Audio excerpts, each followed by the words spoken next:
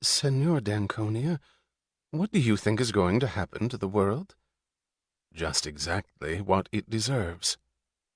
Oh, how cruel! Don't you believe in the operation of the moral law, madam? Francisco asked gravely. I do. Reardon heard Bertram Scudder, outside the group, say to a girl who made some sound of indignation, "Don't let him disturb you. You know, money is the root of all evil, and he's the typical product of money." Reardon did not think that Francisco could have heard it, but he saw Francisco turning to them with a gravely courteous smile. "So you think that money is the root of all evil?" said Francisco d'Anconia. "Have you ever asked what is the root of money? Money is a tool of exchange, which can't exist unless there are goods produced and men able to produce them. Money is the material shape of the principle that men who wish to deal with one another must deal by trade and give value for value. Money is not the tool of the moochers who claim your product by tears, or of the looters who take it from you by force. Money is made possible only by the men who produce. Is this what you consider evil? When you accept money in payment for your effort, you do so only on the conviction that you will exchange it for the product of the effort of others. It is not the moochers or the looters who give value to money. Not an ocean of tears nor all the guns in the world can transform those pieces of paper in your wallet into the bread you will need to survive tomorrow. Those pieces of paper, which should have been gold, are a token of honor, your claim upon the energy of the men who produce. Your wallet is your statement of hope that somewhere in the world around you there are men who will not default on that moral principle which is the root of money. Is this what you consider evil? Have you ever looked for the root of production? Take a look at an electric generator and dare tell yourself that it was created by the muscular effort of unthinking brutes. Try to grow a seed of wheat without the knowledge left to you by men who had to discover it for the first time. Try to obtain your food by means of nothing but physical motions, and you'll learn that man's mind is the root of all the goods produced and of all the wealth that has ever existed on earth. But you say that money is made by the strong at the expense of the weak? What strength do you mean? It is not the strength of guns or muscles. Wealth is the product of man's capacity to think. Then is money made by the man who invents a motor at the expense of those who did not invent it? Is money made by the intelligent at the expense of the fools? By the able at the expense of the incompetent? By the ambitious at the expense of the lazy? Money is made before it can be looted or mooched, made by the effort of every honest man, each to the extent of his ability. An honest man is one who knows that he can't consume more than he has produced. To trade by means of money is the code of the men of good will. Money rests on the axiom that every man is the owner of his mind and his effort. Money allows no power to prescribe the value of your effort except the voluntary choice of the man who is willing to trade you his effort in return. Money permits you to obtain for your goods and your labor that which they are worth to the men who buy them, but no more.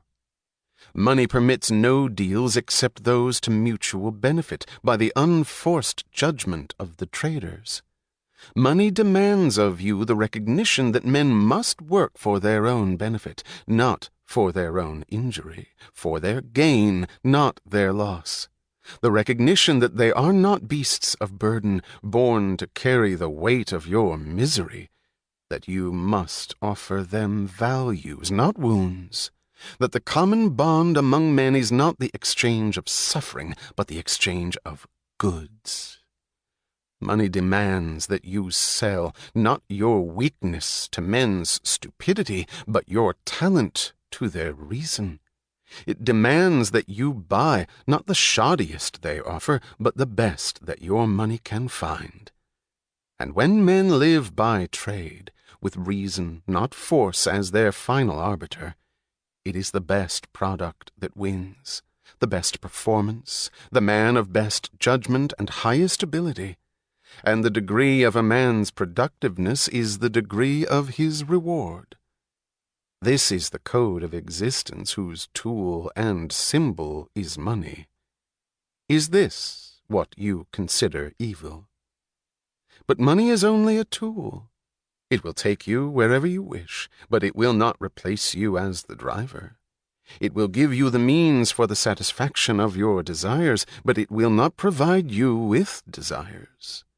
Money is the scourge of the men who attempt to reverse the law of causality, the men who seek to replace the mind by seizing the products of the mind.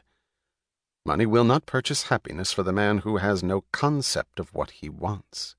Money will not give him a code of values if he's evaded the knowledge of what to value, and it will not provide him with a purpose if he's evaded the choice of what to seek. Money will not buy intelligence for the fool, or admiration for the coward, or respect for the incompetent. The man who attempts to purchase the brains of his superiors to serve him, with his money replacing his judgment, ends up by becoming the victim of his inferiors. The men of intelligence desert him, but the cheats and the frauds come flocking to him, drawn by a law which he has not discovered, that no man may be smaller than his money. Is this the reason why you call it evil? Only the man who does not need it is fit to inherit wealth. The man who would make his own fortune no matter where he started. If an heir is equal to his money, it serves him. If not, it destroys him. But you look on and you cry that money corrupted him. Did it? Or did he corrupt his money? Do not envy a worthless heir. His wealth is not yours, and you would have done no better with it. Do not think that it should have been distributed among you. Loading the world with 50 parasites instead of one would not bring back the dead virtue which was the fortune. Money is a living power that dies without its root. Money will not serve the mind that cannot match it. Is this the reason why you call it evil? Money is your means of survival. The verdict you pronounce upon the source of your livelihood is the verdict you pronounce upon your life. If the source is corrupt, you have damned your own existence. Did you get your money by fraud? By pandering to men's vices or men's stupidity? By catering to fools in the hope of getting more than your ability deserves? By lowering your standards? By doing work you despise for purchasers you scorn? If so, then your money will not give you a moment's or a penny's worth of joy. Then all the things you buy will become not a tribute to you, but a reproach, not an achievement, but a reminder of shame. Then you'll scream that money is evil. Evil because it would not pinch hit for your self-respect? Evil because it would not let you enjoy your depravity? Is this the root of your hatred of money? Money will always remain an effect and refuse to replace you as the cause. Money is the product of virtue, but it will not give you virtue, and it will not redeem your vices. Money will not give you the unearned, neither in matter nor in spirit. Is this the root of your hatred of money? Or did you say it's the love of money that's the root of all evil? To love a thing is to know and love its nature. To love money is to know and love the fact that money is the creation of the best power within you, and your passkey to trade your effort for the effort of the best among men. It's the person who would sell his soul for a nickel who is loudest in proclaiming his hatred of money, and he has good reason to hate it. The lovers of money are willing to work for it. They know they are able to deserve it. Let me give you a tip on a clue to men's characters. The man who damns money has obtained it dishonorably. The man who respects it has earned it. Run for your life from any man who tells you that money is evil. That sentence is the leper's bell of an approaching looter. So long as men live together on earth and need means to deal with one another, their only substitute, if they abandon money, is the muzzle of a gun. But money demands of you the highest virtues, if you wish to make it or to keep it. Men who have no courage, pride, or self-esteem, men who have no moral sense of their right to the money and are not willing to defend it as they defend their life, men who apologize for being rich, will not remain rich for long. They are the natural bait for the swarms of looters that stay under rocks for centuries, but come crawling out at the first smell of a man who begs to be forgiven for the guilt of owning wealth. They will hasten to relieve him of the guilt and of his life, as he deserves. Then you will see the rise of the men of the double standard, the men who live by force, yet count on those who live by trade to create the value of their looted money, the men who are the hitchhikers of virtue. In a moral society, these are the criminals, and the statutes are written to protect you against them. But when a society establishes criminals by right and looters by law, men who use force to seize the wealth of disarmed victims, then money becomes its creator's avenger.